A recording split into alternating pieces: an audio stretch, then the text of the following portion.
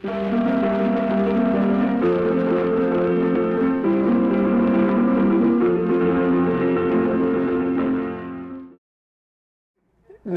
tonight we have a very special event because we're going to be dealing with a phenomenon called the Alamo. And it's much bigger than just a single movie.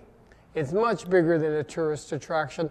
The Alamo is really what people first think of when they hear the word San Antonio. And we're going to explore that tonight in how movies have created an impression and a thought about who we are as a community. Because I decided after this one, no, I don't want to do too much of the blood and gore of Vietnam, so I started doing images of friends. And this one was the first piece that I actually did of Vietnam.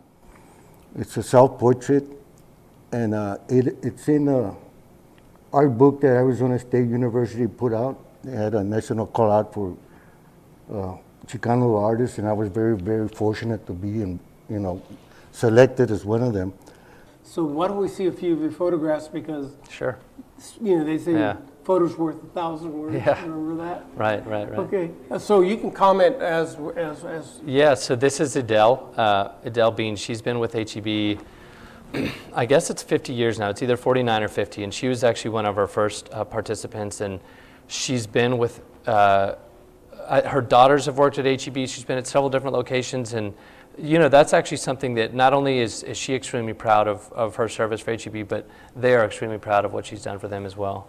Did you ever work with her? I'm sure you did. So I only met when I was a school teacher in Robstown. Wow.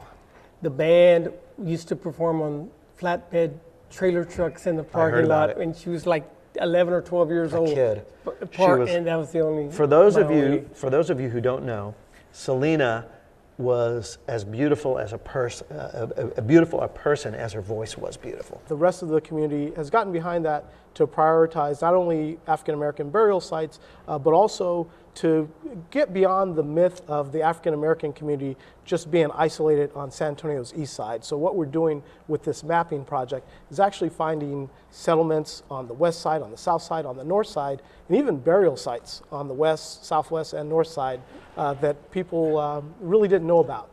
The important things about corrido is not the music per se, it's the story. It's the story that it tells. And this is my father's story from his military service, and then the second part in World War II. El Corrido del Servicio Militar, Part 1, Camp Bowie, 1941. El día 30 de enero y me quisiera acordar, salimos de San Antonio al registro general.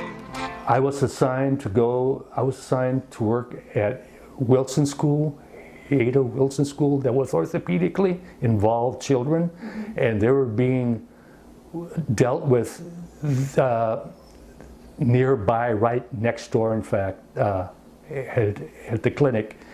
Some of these were MDs, muscular dystrophy children, and they range from ages, I guess 8, 9, 10 years old.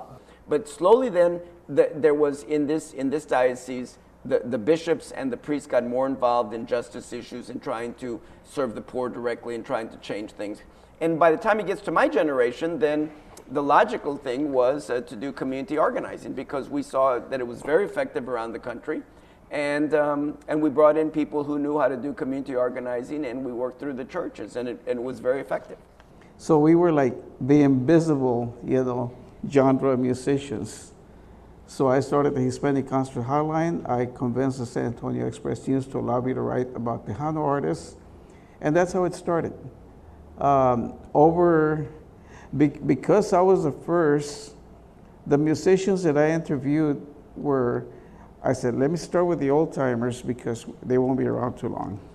So you really cannot do this just with the recipe. It means experience. Yeah. To be able, because you're reading the dough, right?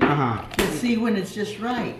And that's why I don't like to use a stand mixer, because You don't like to use what? I don't like to use the stand mixer because you can't feel the dough, because the dough is really the thing that tells you when it's done. As women, we have high standards of the way we look, and we have high standards of the way we sound, and and just a woman's touch on music, and then to make it mariachi music, it just makes it that much more special.